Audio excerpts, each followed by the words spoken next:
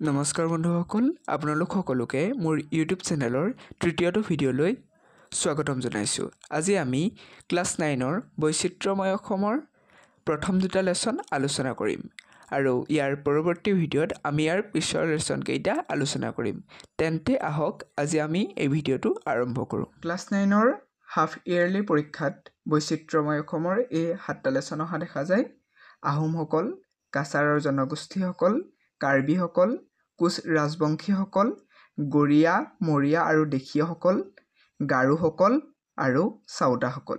আমি এই 4টা লেচনৰে আলোচনা আগবঢ়াম।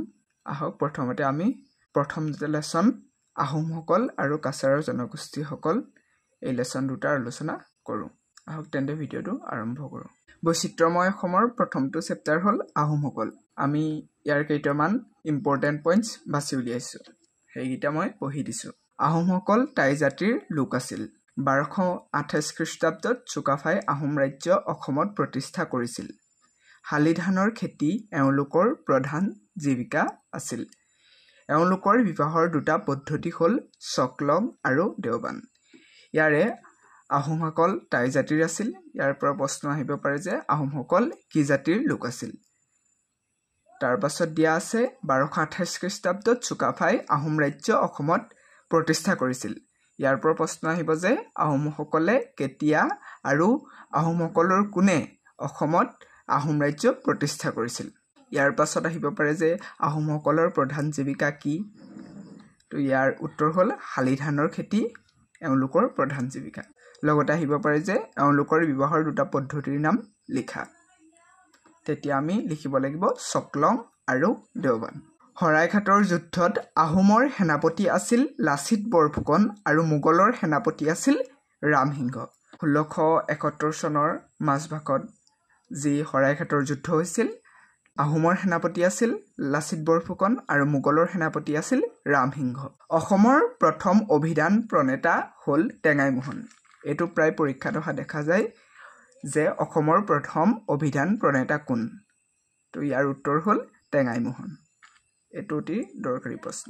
1917 চনত শিৱসাগৰত অনুষ্ঠিত অসম সাহিত্য সভাৰ প্ৰথমগৰাকী সভাপতি আছিল পদ্মনাথ গোহাঁই বৰুৱা। এইটো পৰীক্ষাত প্ৰশ্ন আহিব পাৰে যে প্ৰথম অসম সাহিত্য সভা ক'ত আৰু কেতিয়া অনুষ্ঠিত হৈছিল আৰু ইয়াৰ প্ৰথম সভাপতি কোন। আহোমসকলৰ আদি বাসস্থান আছিল চীন দেশৰ দক্ষিণ পশ্চিম অঞ্চলৰ মুংমাও ৰাজ্য। এইটো পৰীক্ষাত অহা দেখা যায়। আহোমসকলৰ আদি বাসস্থান কি। আহোমসকলে অসমত প্ৰায় 600 বছৰ ৰাজত্ব কৰিছিল। আহোমসকলৰ আদি ভাষা টাই বা চিয়ান আছিল। এইটো অতি গুৰুত্বপূৰ্ণ পইণ্ট। আহোমসকলৰ তিনিটা প্ৰধান উৎসৱৰ নাম হ'ল মেডাম মেফি, উমফা আৰু চাইফা। এই তিনিটা অতি গুৰুত্বপূৰ্ণ, মেডাম মেফি, উমফা আৰু চাইফা। এতিয়া হওক আমি আহোমসকলৰ বিষয়ে যদি চমুটোকা লিখিবলৈ আহে তেন্তে আমি কি লিখিম চাই লওঁ। আহোমসকল মূলতঃ টাই জাতিৰ লোক আছিল। এওঁলোকৰ আদি বাসস্থান হ'ল চীন দেশৰ দক্ষিণ পশ্চিম অঞ্চলৰ মুংমাও অঞ্চল। এওঁলোক 1228 খ্ৰীষ্টাব্দত অসমলৈ আহিছিল আৰু চুকাফাই আহোম ৰাজ্য প্ৰতিষ্ঠা কৰিছিল। এওঁলোকে বিভিন্ন ধৰণৰ উৎসৱ পালন কৰে। তাৰে ভিতৰত মেডাম মেফি, উমফা, চাইফা আদি অন্যতম। একেদৰেই লাচিত বৰফুকন, ডম্বৰুধৰ ফুকন আদি তেওঁলোকৰ দুজনমান উল্লেখযোগ্য ব্যক্তি। ইয়াৰ পাছতেই আহোমসকলৰ দুজনমান উল্লেখযোগ্য ব্যক্তিৰ বিষয়ে চমুটোকা লিখিবলৈ আহিব পাৰে। তো তেতিয়া আমি লিখিম লাচিত বৰফুকন। অসমৰ প্ৰধান বীৰ যোদ্ধাসকলৰ ভিতৰত আটাইতকৈ উল্লেখযোগ্য ব্যক্তিজনেই হ'ল লাচিত বৰফুকন। এওঁৰ জন্ম হয় 1622 চনত। তেওঁৰ পিতৃৰ নাম আছিল মোমাই তামুলী বৰবৰুৱা। 1671 চনৰ মাজভাগত শৰাইঘাটৰ যুদ্ধ হৈছিল। উল্লেখযোগ্য যে এই যুদ্ধৰ আহোম সেনাৰ সেনাপতি আছিল লাচিত বৰফুকন, যি নৰিয়া গাৰে থাকিও মোগলৰ লগত যুদ্ধ কৰি অসমক ৰক্ষা কৰিছিল। সতী জয়মতী।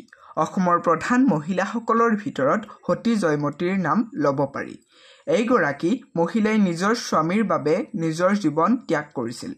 ৰত্নধ্বজ সিংহ অৰ্থাৎ লৰা ৰজাৰ দিনত ৰজা হ'ব পৰা যুৱকক হত্যা কৰা নাইবা অংগক্ষত কৰা হৈছিল, যাৰ ভিতৰত জয়মতীৰ স্বামী গদাধৰ সিংহও আছিল। সেয়ে তেওঁ নগাপাহাৰলৈ পলাই গৈছিল। পিছত ৰজাঘৰে জয়মতীক ধৰি নি শাস্তি দি গদাধৰ সিংহৰ কথা সুধিছিল, কিন্তু জয়মতীয়ে এই বিষয়ে একো কোৱা নাছিল আৰু শেষত জেৰেঙা পথাৰত মৃত্যুবৰণ কৰিছিল। পৰৱৰ্তী সময়ত পুত্ৰ ৰুদ্ৰসিংহই মাতৃৰ স্মৃতিত জয়দৌল, জয়সাগৰ পুখুৰী আদিৰ নিৰ্মাণ কৰিছিল। এতিয়া আহিছোঁ আমি বৈচিত্ৰ্যময় অসমৰ দ্বিতীয়টো লেচন, কাছাৰৰ জনগোষ্ঠীসকল। এই লেচনটোৰ বেছিকেইটা পইণ্ট নাই, দুটামান পইণ্ট আছে আৰু ইয়াৰ পৰাই কুৱেশ্যন অহা দেখা যায়। বৰাক নদী কাছাৰ, হাইলাকান্দি আৰু কৰিমগঞ্জ জিলাৰ মাজেৰে বৈ গৈছে। ইয়াৰ জনগোষ্ঠীবোৰ হ'ল অসমীয়া, ৰাজবংশী, মিজো, মণিপুৰী আদি। বৰাক উপত্যকাক নৃত্যবিদসকলে নৃত্যত্বৰ বাগিচা বুলি অভিহিত কৰিছে। ইয়াৰ পৰা কুৱেশ্যন অহা দেখা যায় আহে যে বৰাক উপত্যকাক নৃত্যত্ববিদসকলে কি বুলি অভিহিত কৰিছে। হায়দৰাবাদৰ সন্তোষ ট্ৰফীত সুনীল মোহন অসম ৰাজ্যিক ফুটবলৰ মেনেজাৰ আছিল। এই জনগোষ্ঠীৰ ৰাজমোহন নাথে the background of Assamese culture and Kamaluddin আহমদে the art and architecture of Assam নামৰ গ্ৰন্থ লিখিছিল। বৰাক উপত্যকাৰ প্ৰধান জীৱিকা তিনিটা হ'ল ব্যৱসায়, খেতি-বাতি আৰু চাকৰি। আৰু এই দুটা লেচনত এইকেইটাই গুৰুত্বপূৰ্ণ পইণ্টছ আছিল। পৰৱৰ্তী ভিডিঅ'ত আমি আনকেইটা লেচনৰ বিষয়ে আলোচনা কৰিম। ধন্যবাদ।